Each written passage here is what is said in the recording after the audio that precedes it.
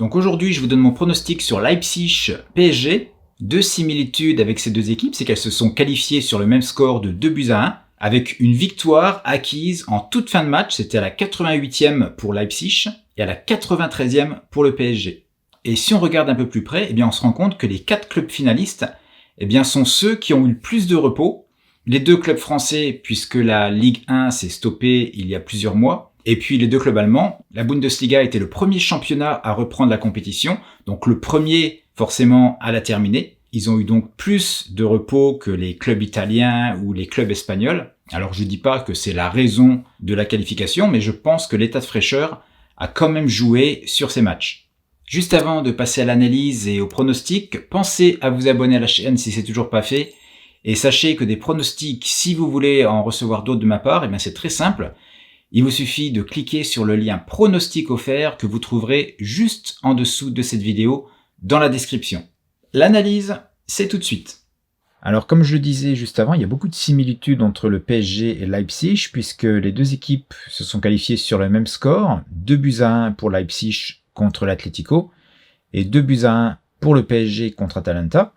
Ensuite, 2 buts vainqueurs qui arrivent dans les toutes dernières minutes. Et enfin, 2 matchs très serrés, avec toutefois un petit ascendant de Leipzig sur Atlético si on regarde les statistiques. Et exactement la même chose pour PSG contre Atalanta. Et je pense que le match que nous allons voir en demi-finale va être également très serré. À noter également que le PSG aura un jour de plus de repos, puisqu'ils ont joué le 12 août, alors que Leipzig a joué le 13. Donc maintenant, passons à notre rencontre. Au niveau du face-à-face, eh bien le PSG et Leipzig se sont déjà rencontrés, c'était il y a 6 ans, mais c'était un match amical. Et c'est Leipzig qui l'avait emporté 4-2.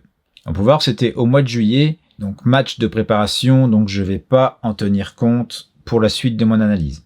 Maintenant, au niveau des blessés, il n'y a pas grand-chose de nouveau du côté de Leipzig. Fabrice Hartmann sera définitivement absent, puisqu'il s'est fait les ligaments croisés. Et Konaté, qui lui est de retour à l'entraînement, donc pourrait éventuellement rentrer en cours de match. Du côté du PSG, Keylor Navas, le gardien, s'est blessé contre Atalanta. Là, il est marqué incertain, mais il ne jouera pas cette rencontre. Maintenant, nous avons Kurzawa, qui lui est de retour à l'entraînement, donc pourrait éventuellement jouer.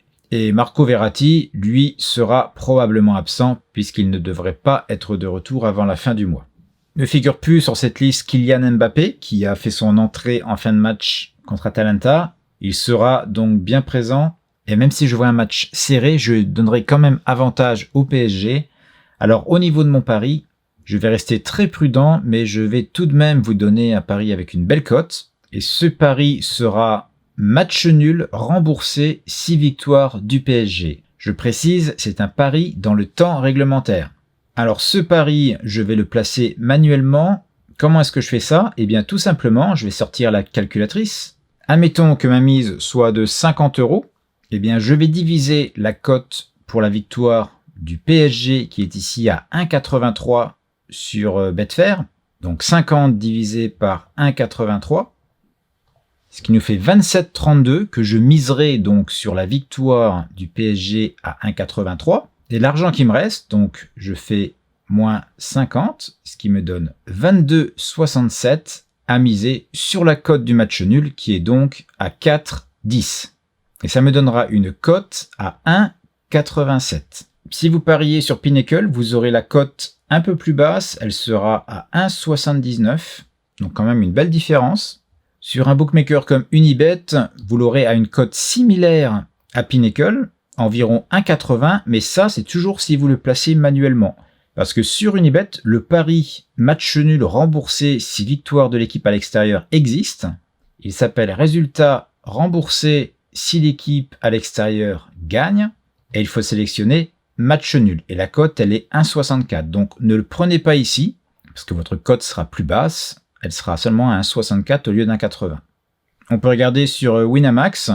Eh bien la cote est exactement la même. Elle est à 1,75 pour le PSG vainqueur et 4,20 pour le match nul.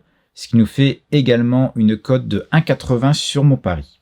Et sur ce pari, je miserai 1,5% de mon capital. Alors, quel est votre pronostic pour cette rencontre? Dites-le moi en commentaire. N'hésitez pas non plus à aller voir ces 2 vidéos que vous trouverez ici sur le côté. Quant à moi, j'espère vous retrouver très nombreux dans quelques heures pour la 2e demi-finale avec le choc entre Lyon et le Bayern. Je vous retrouve donc très vite